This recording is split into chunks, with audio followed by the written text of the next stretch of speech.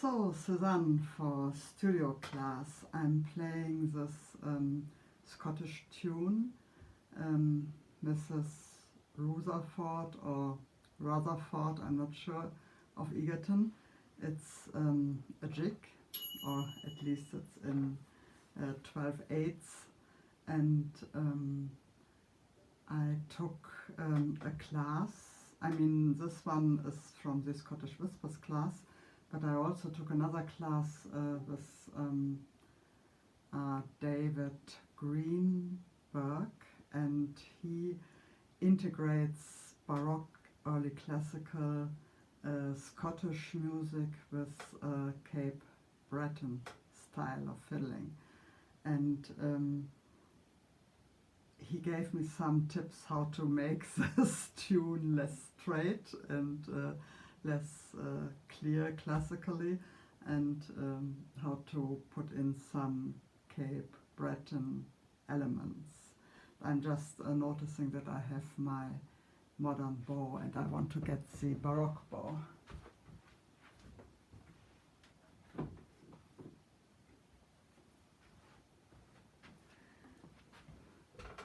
So I'm telling you about the points he made, and then I'm playing it, and it's not very well integrated yet, but I hope that some ideas come across, and yeah, I mean, you will tell me if something is, I don't know, completely unnatural, goes against the grain somehow, then I can improve that. First of all, with these triplets, like the 12/8.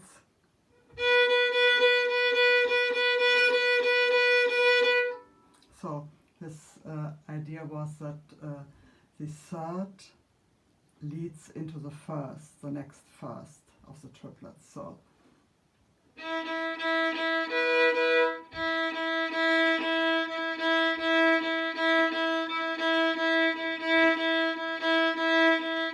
and that would also make them a little bit unequal, but not too sharply dotted. So I think I've played that for you and maybe didn't give you the sheet music or so.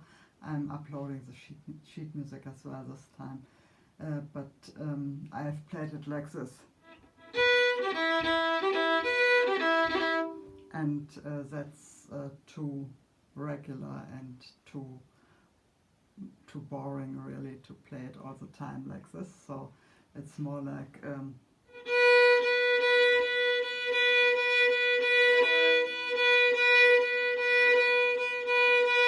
and okay, so now I'm using also a lot of bow, which is not what's needed, but yeah, sorry for being so disorganized. The other recommendation was to play it faster actually, because then it's easier to play it with a more compact bow, which is more appropriate. Yeah, that is the one thing. The other is that it is officially notated with one sharp in E minor, but he thinks that it's actually a modal tune in Dorian, so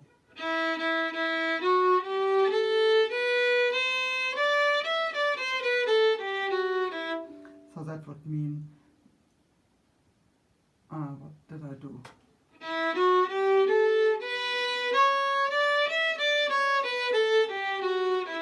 Yeah, so Dorian would be like Dorian in E, meaning take all the notes from D, but then start on the second degree, so it has a C sharp. And to work in this C sharp where there is a C, but not make it very prominent. So there is this, it's notated like this.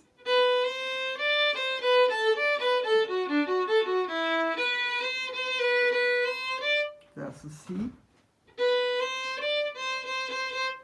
but to play it like,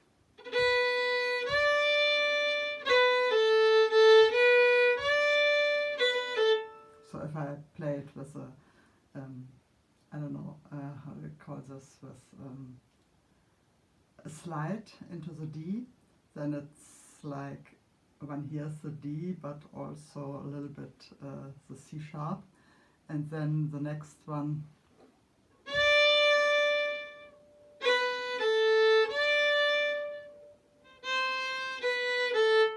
rather than playing this D, C, B,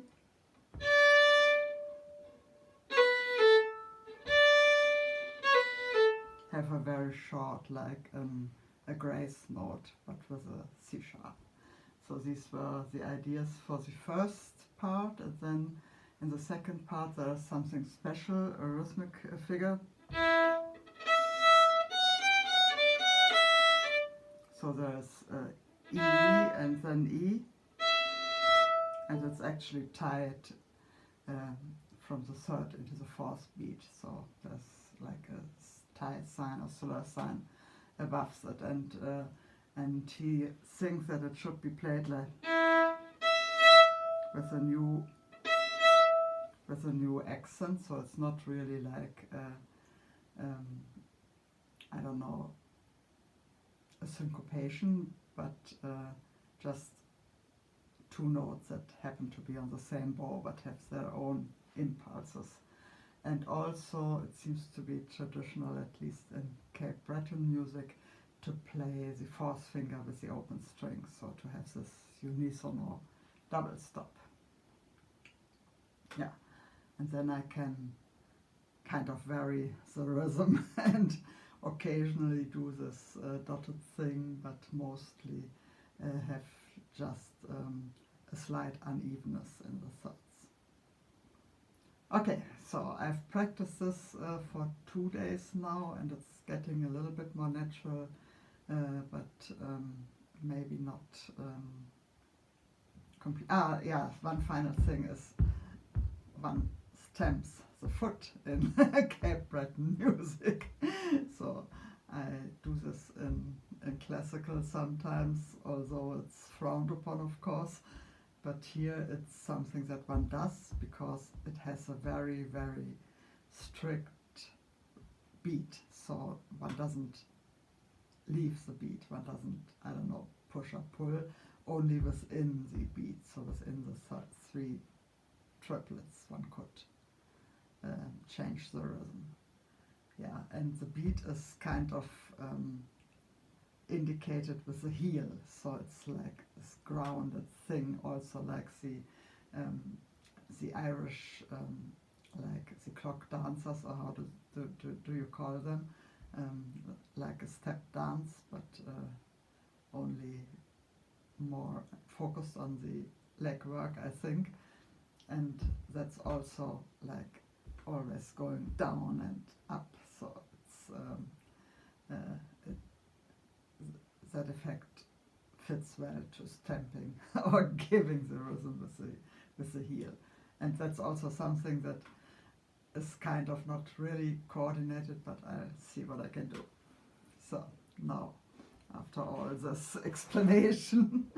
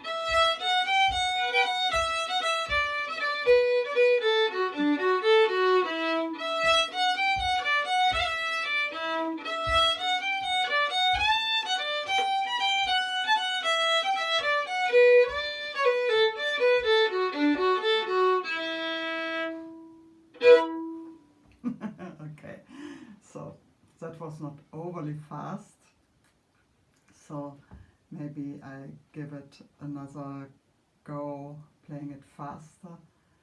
But also this is already like 10 minutes long, so maybe I shouldn't take more of your time, but that would be the next step for me, to really have it like, I don't know, like this.